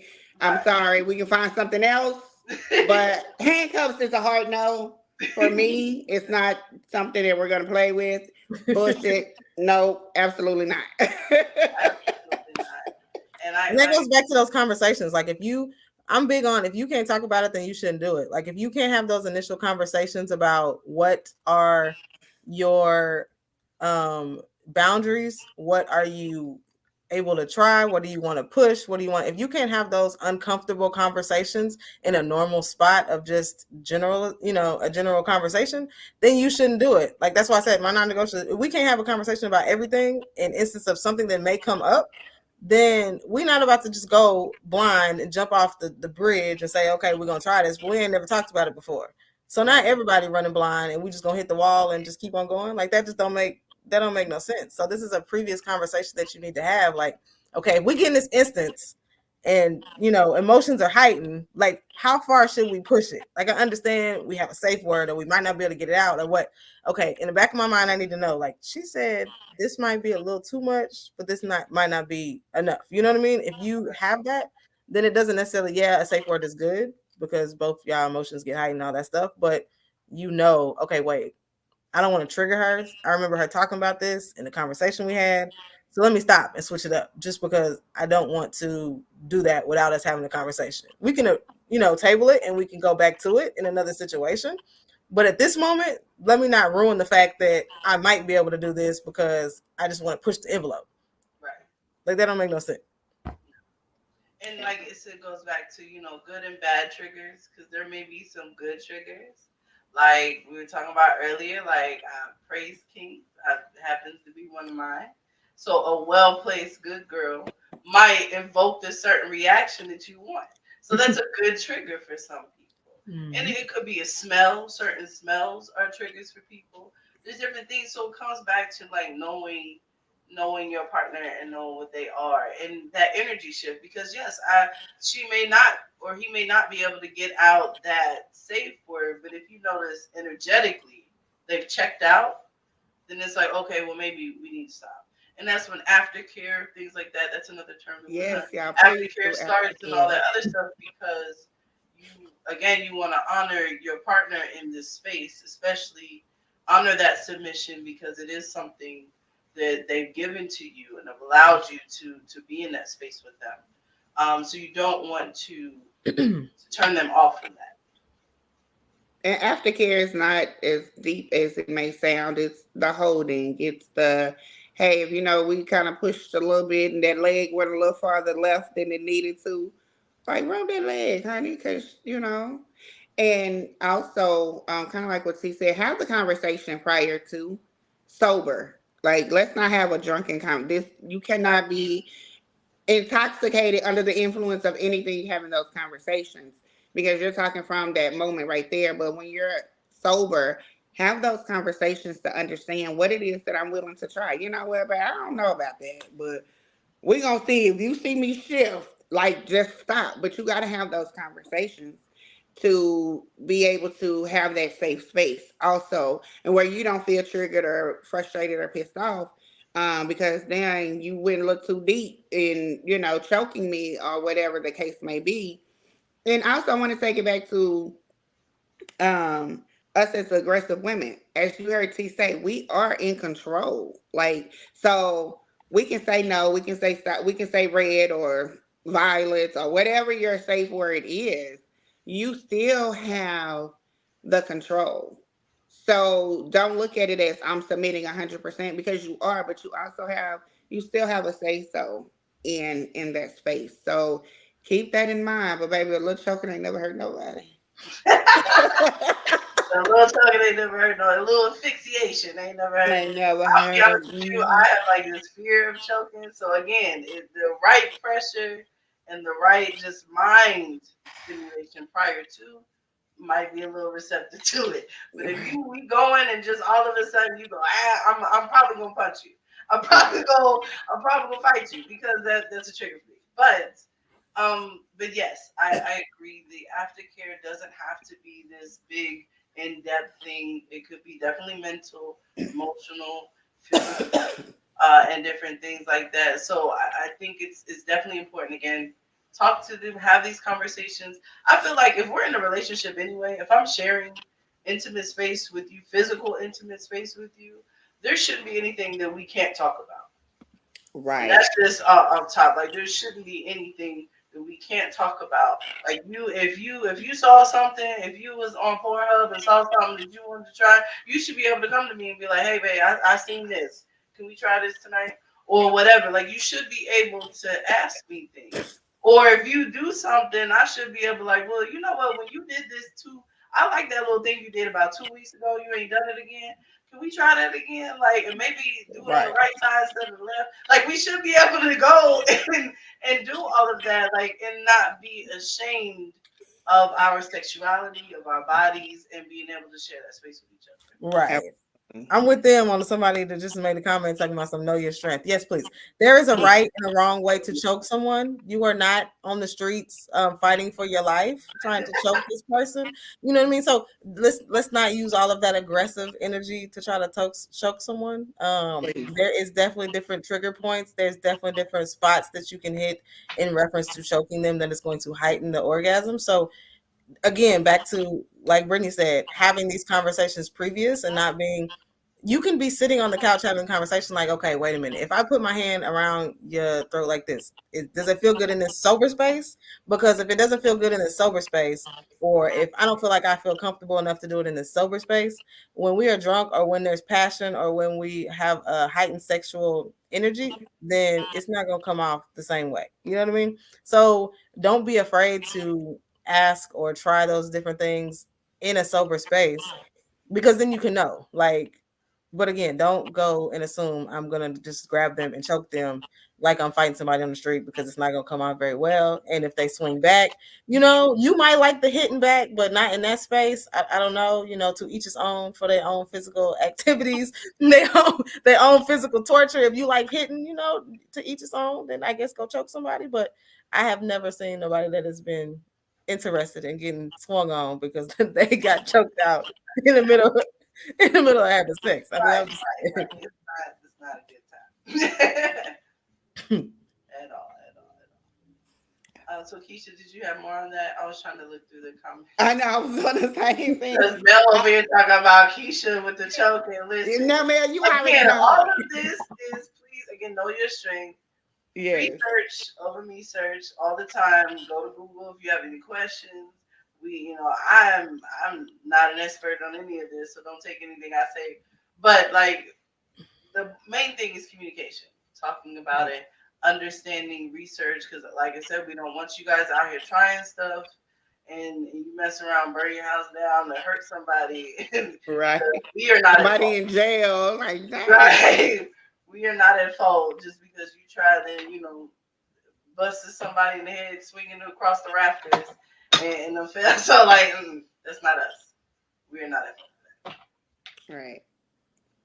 Yeah, this was fun. So yes, we do have a BDSM segment coming up, y'all. So keep your head on the swivel on when it's coming out. But yes, I hope y'all enjoyed this though.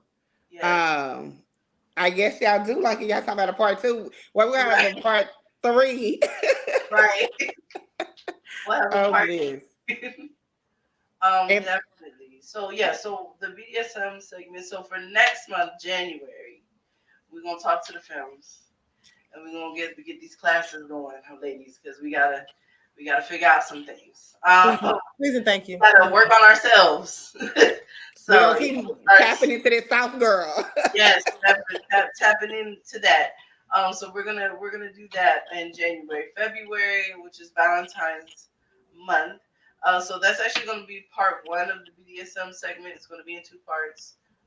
So February and then in March, we're going to actually have somebody coming through who is, I believe, a dom or master or somebody that's like in the community and space that will come to talk to us. And I'll try to find some women, some feminine identified women subs and everybody to come and kind of talk to us about it. So there'll be more information there. Also, Tuesday, December 12th, Studs and Femme Lavender Diaries is coming back, and we talking about parenting. So it's going to be the core cast coming back. So you already know if you've seen it, you already know how they roll. You already know how they roll with it. So it's definitely going to be something that you absolutely want to make sure that you catch. Because I think parenting in lesbian relationships and dynamics and how to navigate through that is very interesting. And it's also a topic that's not talked about enough. So definitely tune in to the same YouTube, same Facebook that you're on for that show. And that's going to be December 12th. And a little sneak preview in February, the week February 9th through the 11th, you will be able to see Studs and Femme Lavender Diaries live and in action in Houston, Texas. Y'all coming to my city.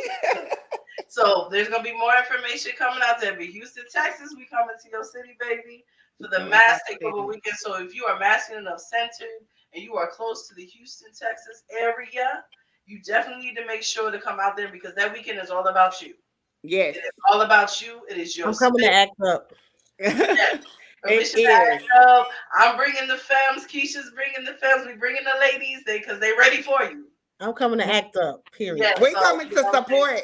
So y'all always say y'all don't have no support. We are coming to support y'all. It's all about y'all that whole weekend. So if y'all in Houston, near Houston, want to come to Houston, come. Like for real. Like Brittany said, it's all about y'all. Everything that weekend is all about y'all. And the feminine energy is going to be in the room to provide the support. And then we're going to be there to protect y'all. Y'all always protecting us. So we're going to be in the room protecting y'all and serving our feminine energy, our soft girl era. So ladies, if you are in, week before your birthday, okay.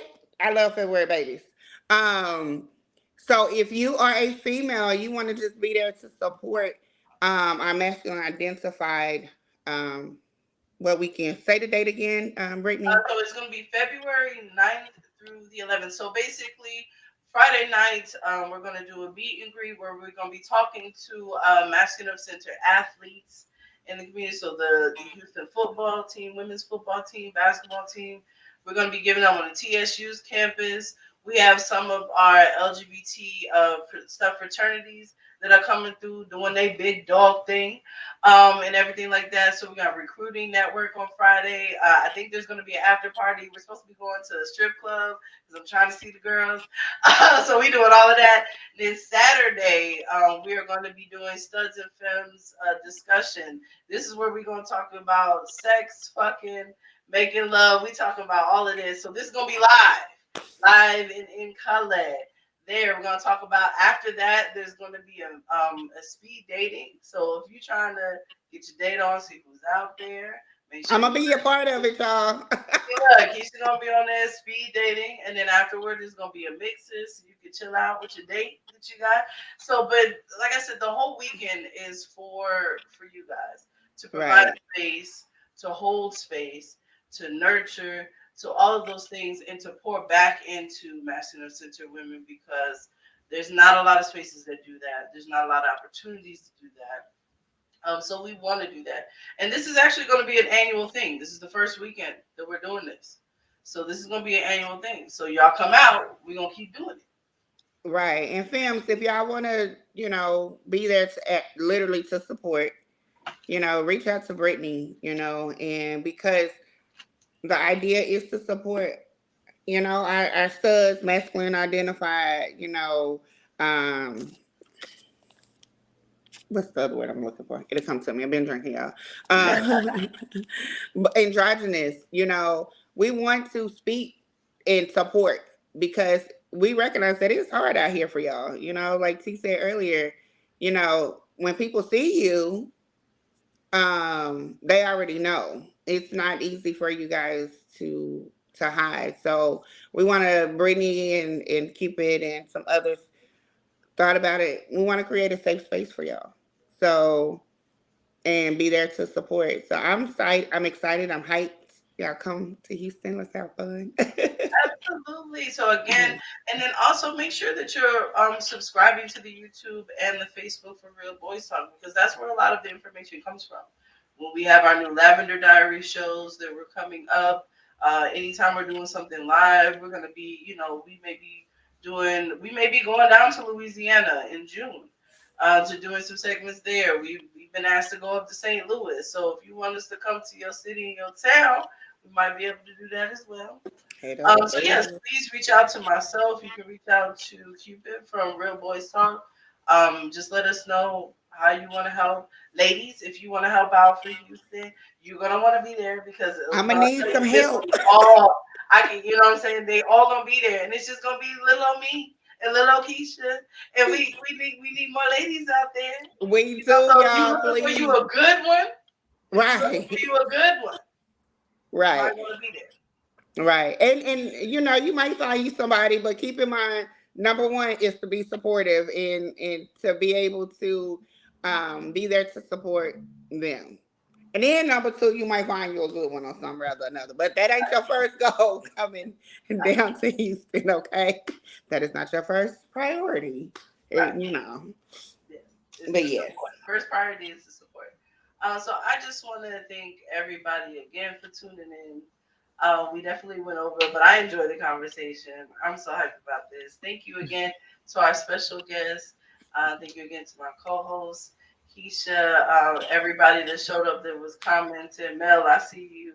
Thank you, Brittany. I see you. Sean, I see you. Meaningful Exchanges, everybody that was in there. Thank you so much. If you didn't catch all of it, you can definitely rewind it once we post it. Be sure to share it and have these conversations out there. You have these conversations out there. We done started it here. Now have these conversations out there. Okay? And Brittany, thank you for creating this space, for us to talk about it freely in a safe space and to hearing the people and bringing the platform. So, this is your baby. I just jumped in and said, put me in, coach. And, so thank you for creating those spaces, you and Cupid, for us to have these conversations and stuff. And y'all, if there's something that y'all want us to talk about, whether it's here or Lavender Diaries, let us know, because the topics we're continuing to do this because y'all are giving us the topics to talk about. So what's next? Right. What's Make next? sure you follow Captivator. Make sure you follow Keisha. You can follow myself. You can email any suggestions, comments, or anything to realboystalk@gmail.com. I'm going to go ahead and put it up here. So definitely make sure if you got any questions, suggestions, if you want to help out, go ahead and send that our way. Before I go, Captivator, tell them how they can find you. Again, and just thank y'all for extending the invitation. It was fun. It was definitely meaningful. So I appreciate it for being the first of the kickoff. You can find me Facebook T Captivator, Barty Wilson, or on IG or TikTok as Captivator. That's KAP_TAV the number 8_HER. And look forward to the Concerned Human that will be coming soon. So check it out. I'm always on Facebook as a Concerned Human, making sure that I drop a few gems here and there. So That's it. And then Keisha, where can they find you? And also the Bedroom Candy Girl. Gotta make sure we get that. Yeah, I'm the bedroom candy girl. Here on Facebook, as you see, I'm in the comments. Hit me up. I can add you to the VIP bedroom candy on It goes down to Facebook. there. It goes down to there. I'm just saying. So that's where I can kind of, show a few other things. That's my main platform for social media. But I think _ruck_ on Instagram is where I am also. So yeah, you can follow me, hit me up, inbox me. Hey, I have people that say, hey, what's your website? If you order from me, I don't know what you order. Just go get you some stuff. Valentine's Day is around the corner. We done talked about some stuff y'all may need some to add to. You may be like, hey, dang, babe, you heard them talking about whipping, we might need to get a little furry handcuff or something and see what's what. So by all means, let me know. I will definitely be your plug. Right. Absolutely. And again, my name is Brittany. I don't think I was in the comments, but I will be in the comments. You can follow me on Facebook. My inbox is always open if you have any questions. Reign Supreme LLC.org is the website that you can go to. I'm on Instagram at Lady Poetry 86. You can follow me on there and everything. So again, thank you everybody for tuning in tonight. I'm excited for January. Look out for the date and time for January's discussion. And y'all have a good night. Safe, sane, and consensual. Remember that. Yes, consent. Consent. That's all we gotta do. Have a good night, everybody.